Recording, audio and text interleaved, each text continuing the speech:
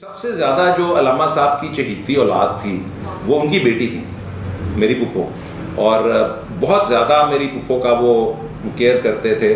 मेरे वालिद मेरी फुप्पो से कोई 4-5 साल बड़े थे।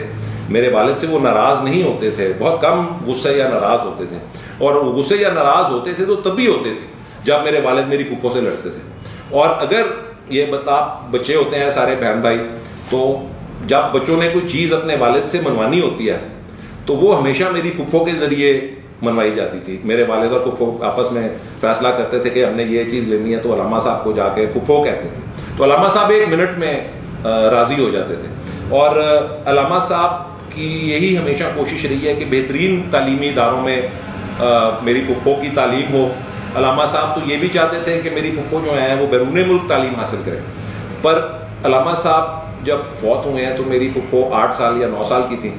तो अल्लामा साहब ने ये गार्डियंस जो थे मेरी फुप्पो और वालिद के, उनको वसीयत की थी कि हर मामले में जो मेरी बेटी की ख्वाहिश होगी उसके आपने पाबंद रहना है। शादी के सिलसिले में, तालीम के सिलसिले में, ज़िंदगी की किसी चीज़ के सिलसिले में भी।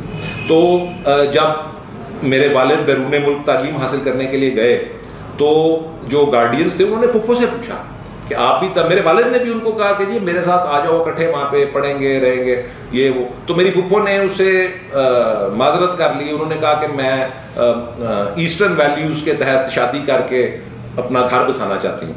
और शादी भी उनको चॉइस दी गई, उनको बताया गया कि जी ये रिश्ते आपके लिए आए हैं। तो उन्होंने खुद फैसला किया कि उनमें से कहाँ उनकी शादी होनी है।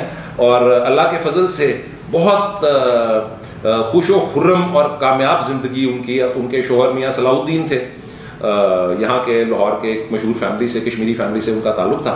तो बहुत अच्छी और खुश व खुर्रम उनकी ज़िंदगी गुजरी माशाल्लाह। मेरी फूफा तो अब वफात पा चुके हैं, पर फूफो अभी भी बाकायदे हयात हैं, पर वो बहुत कम मीडिया या पब्लिक में जाती हैं। और दूसरी बात मैं यहाँ पे कहना ये भी ज़रूरी समझता हूँ, अल्लामा साहब ने अपनी बेटी को तकरीबन उतना ही हिस्सा दिया जो कुछ भी। अल्लामा साहब की कोई जायदाद कभी भी नहीं थी, बट जो कुछ भी था, जो उनकी कुतब शाया होती थी, उसकी जो आमदनी आती थी, उसमें भी मेरी फुप्पो का हिस्सा तकरीबन उतना ही था जितना मेरे वालिद का था। और इसी तरह मेरे वालिद को अगरचे मेरी दादी ने जावेद मंजिल में जो दादी का हिस्सा था वो उन्होंने मेरे वालिद को मुंतकिल कर दिया था वफात से पहले, बट जो जावेद मंजिल की तब वैल्यू थी उसकी तकरीबन उतने ही वैल्यू की चीज़ें मेरी फुप्पो को भी अल्लामा साहब ने अपनी वफात से पहले उनके नाम भी कर दी थी। तो अल्लामा साहब बेटी और बेटे में अलग सलूक नहीं करते थे, बराबरी का सलूक करते थे।